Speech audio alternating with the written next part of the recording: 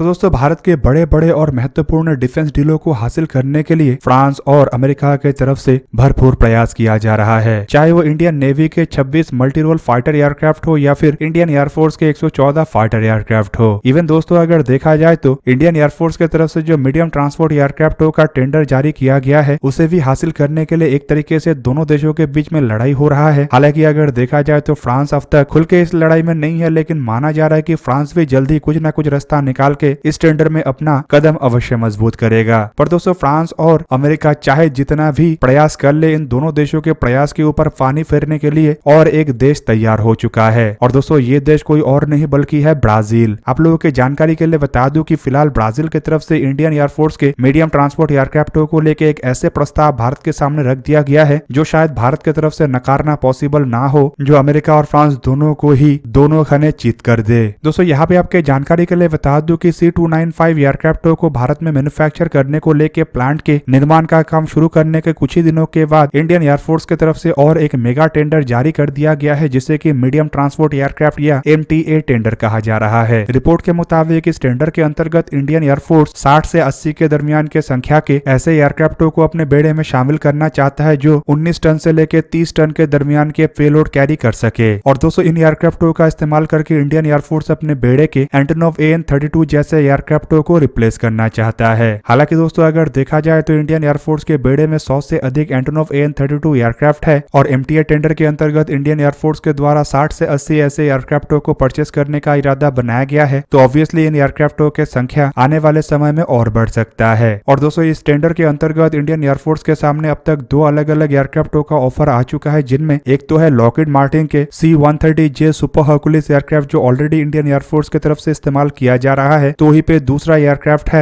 एम्बेरियर C-390 millennium aircraft. अब दोस्तों दोनों एयरक्राफ्ट ही अपने आप में अलग है और दोनों ही अलग तरीके से इस्तेमाल होता है, पर दोनों एयरक्राफ्टों का ही जो कॉन्फ़िगरेशन है वो फिलहाल इंडियन एयरफोर्स के आवश्यकताओं को पूरा करने में समर्थ है। दोस्तों इंडियन एयरफोर्स के इस टेंडर को भी गवर्नमेंट की तरफ से अन्य एयरक्राफ्टों के टेंडर के जैसे ही रखा गया है, मतलब इसमें भी एयरक्राफ्टों को मेक इन इंडिया इनिशिएटिव के अंतर्गत भारत में बनाना पड़ेगा और एयरक्राफ्टों के टेक्नोलॉजी ट्रांसफर करना पड़ेगा। दोस्तों एम्बेरियर कंपनी की तरफ से तो ऑलरेडी कई बार बताया जा चुका है कि एम्बेरियर कंपनी एयरक्राफ्टों को भारत में टेक्नोलॉजी ट्रांसफर के अंतर्गत बनाने को लेके तैयार है और इसे लेके हिंदुस्तान एरोनॉटिक्स लिमिटेड के साथ बातचीत कर रहा है। जबकि मेरा मानना यह है कि टेक्नोलॉजी ट्रांसफर जैसे छोटे शर्त के लिए अमेरिका भारत के ये टेंडर को हारना नहीं चाहेगा और लॉकहीड मार्टिन जैसे कंपनी के C-130J सुपर हर्कुलिस एयरक्राफ्टों को अमेरिका भारत में बनाने के लिए हामी भर देगा। पर दोस्तों खाली इतना होने से अगर ये डील किसी एक कंपनी को मिल जाता तो काफी था, पर अब बताया जा रहा है कि यहाँ पे एक ट्विस्ट भी है। आप लोगों को कुछ दिन पहले मैं एक वीडियो के माध्यम से बताया था कि किस तरीके से इंडियन एयरफोर्स को बड़े मात्रा में फोर्स मल्टीप्लायर एयरक्राफ्टों का आवश्यकता है, मतलब ऐसा एयरक्राफ्ट जो कि एवैक्स और एरियल रिफ्यूलर के रूप में इस्तेमाल हो सके। और इंडियन एयरफोर्स की तरफ से फिलहाल प्लान बनाया जा रहा है कि जो मीडियम ट्रांसपोर्ट एयरक्राफ्ट है इन्हीं एयरक्राफ्टों को एवैक्स और एरियल रिफ्यूलर जैसे एयरक्राफ्टों में कन्वर्ट किया जाए। हालांकि दोस्तों इन दोनों तरीके के एयरक्राफ्टों को लेकर बताया जा रहा है कि इसमें एक मध्यम वर्ग की एयरक्राफ्ट होगा और एक हैवी एयरक्राफ्ट होगा। मतलब शायद हैवी एयरक्राफ्टों का जरूरत इन एयरक्राफ्टों के द्वारा पूरा ना किया जाए, लेकिन छोटे आकार के एवैक्स और छोटे आकार के एरियल रिफ्यूलर के लिए इंडियन एयरफोर्स की तरफ से मीडियम ट्रांसपोर्ट एयरक्राफ्ट के अंतर्गत भारत में बनाए जाने वाले एयरक्राफ्टों को इस्तेमाल किया जा सकता है। और दोस्तों इसी जगह में बाजी मारने का संभावना है एम्बेरियर कंपनी के पास है। दोस्तों हाल ही में एम्बेरियर कंपनी के CEO वास्को डा कोस्टा जूनियर के तरफ से जानकारी दिया गया है कि एम्बेरियर डिफेंस एंड सिक्योरिटी अपने जो 390 मिलेनियम एयरक्राफ्टों को बनाता है वो एयरक्राफ्ट आसानी से एक फ्लाइट रिफ्यूलर एयरक्राफ्ट में कन्वर्ट हो सकता है और इंडियन एयरफोर्स के आवश्यकताओं को पूरा कर सकता है। दोस्तों C-390 एयरक्राफ्टों के एक वेरिएंट को KC-390 कहा जाता है जो बेसिकली कुछ और नहीं बल्कि फ्लाइट रिफ्यूलिंग एयरक्राफ्ट ही है। और एम्बेरियर कंपनी के मुताबिक अगर इंडिया को जरूरत है तो C-390 एयरक्राफ्टों में विंग के नीचे पॉड लगाने के जगह में एयर टू एयर रिफ्यूलिंग सिस्टमों को इंटीग्रेट किया जा सकता है जो हवा में अन्य एयरक्राफ्टों को रिफ्यूल कर सकेगा।